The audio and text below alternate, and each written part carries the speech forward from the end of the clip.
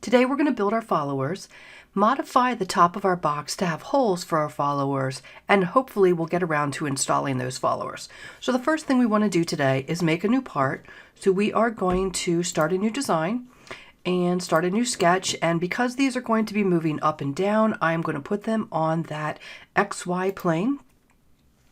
And again, the followers are going to be made out of the same material that we made our axle. So I'm going to go with a simple 1/4 inch cylinder, build that on my origin plane. And then I am going to extrude that to a height of 4 inches. And let's make this a new component and hit OK. We want to change our component name as usual to follower. And then I also want to add to the bottom of my follower a fillet. I want to round the bottom of that follower so that when we make these in the real world, that'll be rounded, or we'll make fancy follower caps down the road, and that will allow for the follower to ride smoothly along the edge of our cam. So the easiest way to do this is to just use a fillet, and we're going to apply a fillet to the bottom edge of our follower, and we're going to do it at half of the diameter of our actual follower. So we can put in 0.25 and divide it by 2, or you can use a simple 0.125, and that's going to be a rolling ball type corner. When you hit OK, it just rounds the entire bottom of that follower perfectly smooth. Now when you get to building your actual automatas down the road, we might have to alter this and make what I call follower caps or follower guides. If you don't want your follower spinning on top of the cam, you have to make something to prevent that, and we'll learn about that down the road. Let's go ahead and change the appearance. This will be made out of that same oak material, so I'm going to make it oak, save it, and we're going to call this follower again, follower underscore your last name, and make sure it's saved to the right file. So we're going to go ahead and save that. Now we go back to our automata assembly and we say followers have to go through the top and there's no holes. So let's go ahead and edit our top to put in some holes. I am going to go edit the part not here in my assembly, just to make it a little bit easier for me to see. So my browser bar, I'm just going to double click on top and open my top back up. And I'm not going to edit my existing sketch, I'm going to add a new sketch. So let's go ahead and add a new sketch to the top of our top. And I'll scroll out a little bit here. We want to put in 5 holes for 5 separate followers.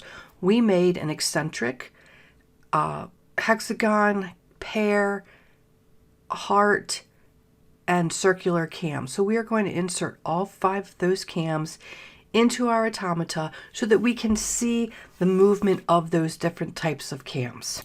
So I'm going to start out by just along my center line, because I know that my axle is going to run exactly along my center line. I am just going to put 5 holes, and I want these holes to be slightly larger than the diameter of the follower. So I'm going to go with 0.3 inches, and we're just going to put in 5 holes right along that central line, and then we'll dimension them out to space them however we see best.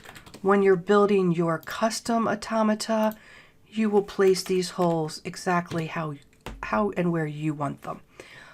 So for the sake of simplicity, we're going to space these out evenly, putting 3/4 of an inch in between each of our holes. That'll space them out nicely. So once we have our holes on and we've got them dimensioned, we're going to go ahead and finish our sketch, and we're going to extrude those 5 holes out. Be sure to select all 5 of them, and we want this to be a cut, and I'm going to say cut all, and you're going to have to give it a direction. So just drag it down and hit OK. And now we have our 5 holes. Go ahead and save your updated top. So those changes have been made to our top. However, when we go back over to our automata assembly, you're going to notice these yellow triangles with the exclamation point in it. That is Fusion saying, hey, This part has been changed and saved with its change since you brought it in. So you need to reconnect me to that changed part. And it's really simple to do this. You're just going to click on the explanation point saying, hey, I want you to update this, and voila, Fusion's going to bring that new updated part in, and you'll see the modifications that have been made right here on our holes. So here we have updated our top very simply. You could have done the updates or the modifications, and you could have done the edits right here within the assembly, but I think it's a little bit easier to visualize everything when you don't have all those extra parts in the background. All right, now what we're going to do is go ahead and bring our followers in. So I'm going to do these one at a time. Again, you're just going to drag the part in as you normally would. I'm going to move it over here so it's not on top of my automata. And now we're going to do a joint. We're going to be using a different type of joint because ultimately what we want is for the follower to move up and down through that hole. So we have a couple different types of joints that we haven't touched on yet. The one we're going to use for this is called a slider joint, and that will move your component along a single axis, and that is going to be up and down on our y-axis. So make sure you've chosen slider motion. Go back to your position tab, and we are going to choose this position on your follower, and then go to the hole and choose this position on the hole as well. And you'll see Fusion is going to animate for you the movement that it's getting. Go ahead and drag that follower in about an inch so that it is visible down below your top, and hit OK. And then we are just going to simply repeat that process 4 more times for each of those followers for each hole. So again, make sure you're on slider, your position, you're going to choose the bottom of your follower to the hole. I'm going to make my Y offset, not my Y, sorry, my Z offset. I'm just going to go ahead and make it 1, just so they'll all be pulled down a little bit. And just repeat that process for each follower. I'm just going to go ahead and bring the 3 more followers in. So they're there, ready to go. And I know this is a little bit of a tedious process, but that's okay. So assemble. It's going to be on my slider already. Click, click, Z offset of 1. Oh. Now, as you can see, I didn't get my Z offset exactly right on this 3rd slider joint, and I want to edit that joint. And I want to show you guys over on the browser bar, there's a new tab called Joints. And if you open that up, you're going to see all of the joints that we have created.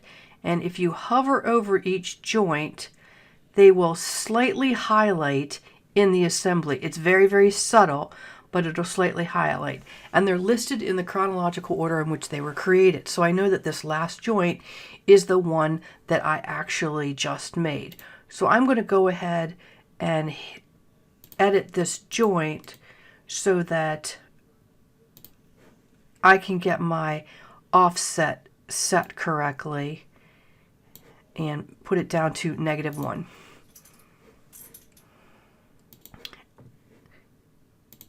And then I'm going to just continue on and go ahead and get the rest of my parts in.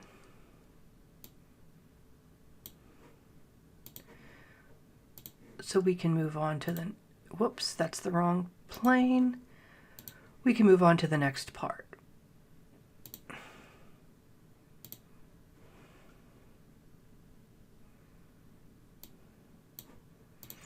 Okay guys, so what you should end up with today is your followers that have been created, And all 5 followers have been installed into your automata.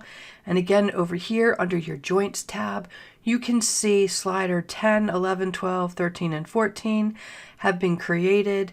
And you can